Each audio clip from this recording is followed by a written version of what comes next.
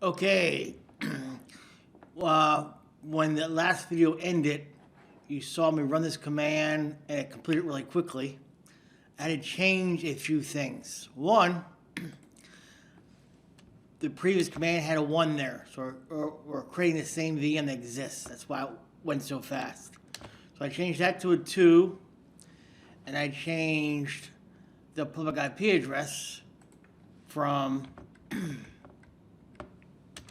VM1 to VM2. Now this will be corrected when I post the script up on the when it's included with the VM, with the lab I mean. So you should see if you decide to use a script that's included with the lab, the corrections should already be made. But now I'm going to run this command, and since we're using a specified size of DS_version3, and our policy only allows these two, this should be denied. So let's go ahead and run it and see what happens.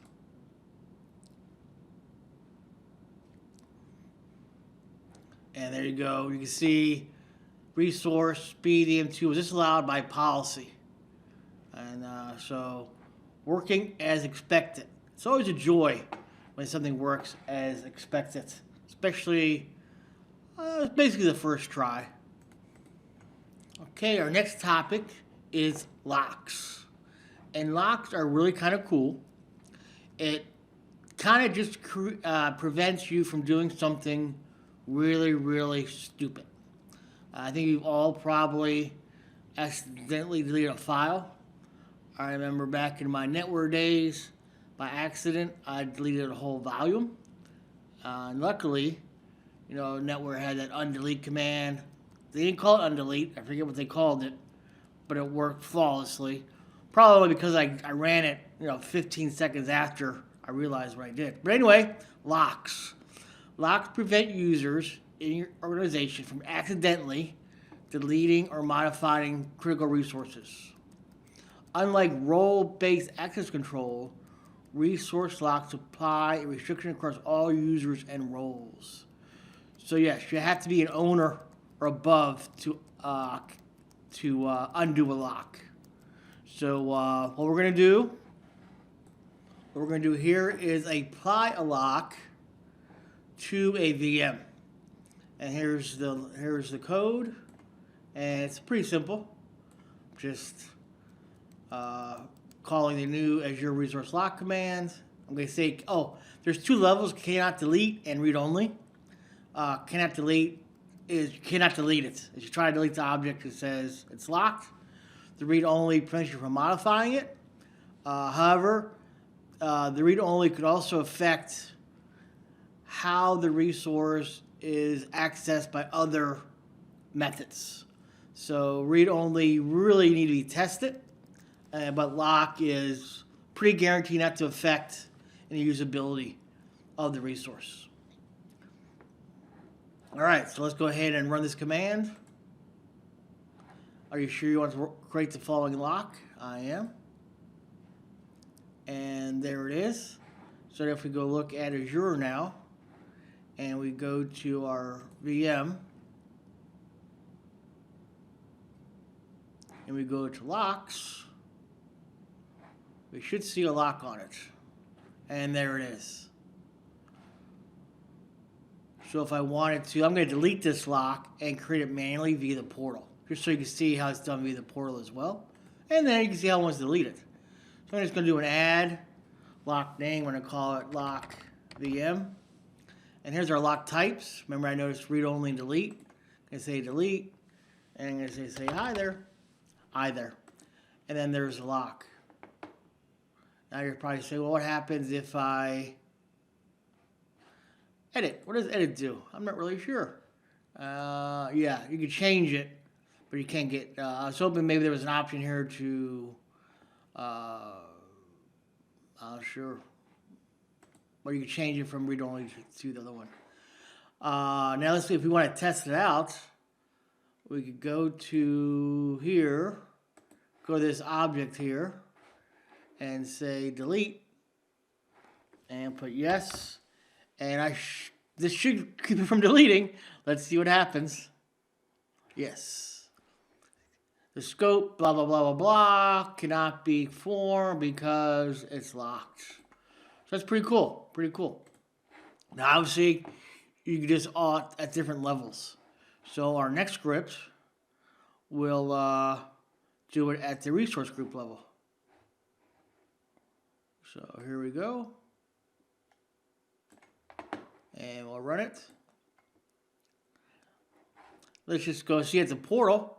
It's always nice to know scripts are great, but you also want to understand how to get things in the portal because, well, lots of reasons. One, for real life, and then exams, most of the labs or the tasks that you'd be asked to do, you know, I never tried using the PowerShell, but they say you can do any method you want. But I think most people use a portal because, you know, this is pretty easy to Google or if you do it a lot. But I'd say portal is always quicker during a lab time. Let's just had a, you know, I have a whole array of PowerShell scripts that I just pull from and modify. But anyway, getting a little off track there. Let's go ahead and look at the LockLevel resource group. I'm going to go back here, get back to my group, go to locks, and you can see I got two locks now at the resource group level. One just on the VM, and then one on the actual resource group. Now obviously this is redundant, so I'm going to delete this one, keep that one. If I go back to my PowerShell here and try to remove the resource group manageVM, hopefully it will be denied because we need that for our next part of the lab, which is tags. So I'm pretty confident the lock's there. I'm going to run the command. Are you sure you want to remove resource group manageVM? I'm going to say yes. And we are denied because it is locked.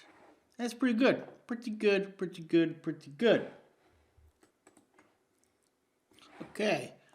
So far we looked at policies and then locks. Both useful tools for the Azure administrator. Next thing I want to look at is tags. You apply tags to your Azure resources to logically organize them by categories. Each tag consists of a name and a value. An example is environment, production. So all the resources in production. So that makes sense. One other item I wanted to point out was resources don't inherit tags from the resource group. So if you assign a tag at the resource group level, all the resources below it do not get the tag automatically. And if that's a little foggy, we're going to run through what I exactly mean here. So we got our PowerShell script here, and we're going to apply a tag to the resource group. So for example, if I go to my resource group now, and I go to tags, it's got to be here somewhere. Oh, there we go, up above. It's empty, okay? And if I go to any of my resources, let me go back to resource group, manageVmlab, and I go to the VM, and I go to tags. Nothing is there. You could also see this here as well, if there's any tags assigned. So, I'm going to run this command right here, and it's going to set tags at the resource group level. So, kaboom. Okay, so based on what we know, resources don't inherit tags in resource group, what should be true? I propose when we go to the resource group overview, we will see these two tags. But when we go to an actual resource, so in this case the VM again, those tags won't be there. Dig? All right. So here we are at the VM. We'll refresh, which is not always a good test, but it's not there. Go to our resource group, back to here, overview, and there's our tag. So if we click on tags here, there it is. We got Department IT, Environmental Lab. But let's just make sure, let's go back to resource groups, manageVmlab, go back to our VM. So this is a better way to make sure it's not actually there. Tags are empty. So, how do we get the tags there? Well, here's our PowerShell script. And we're going to, make a variable called G, and then we're going to just loop through each one and assign the tag. So there we go.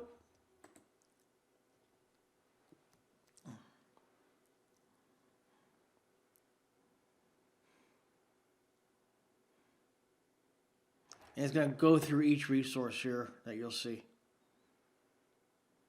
See, there's a VM now. That was a disk it first did. Now it's doing the VM. Our second VM.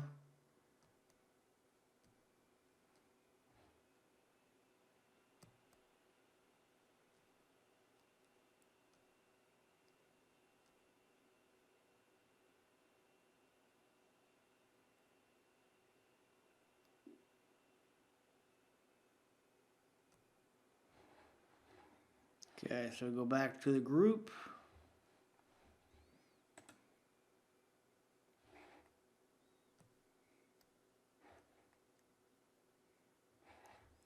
And if we go back to VM1,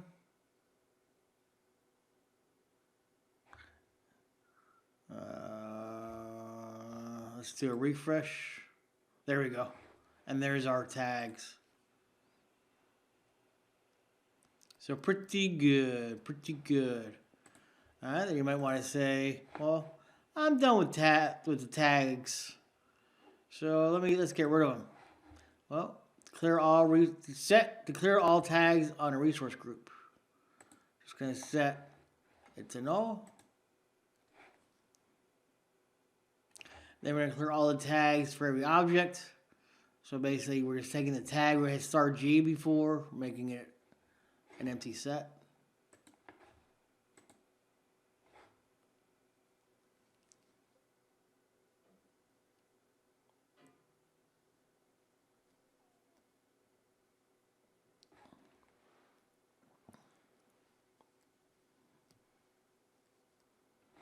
All right.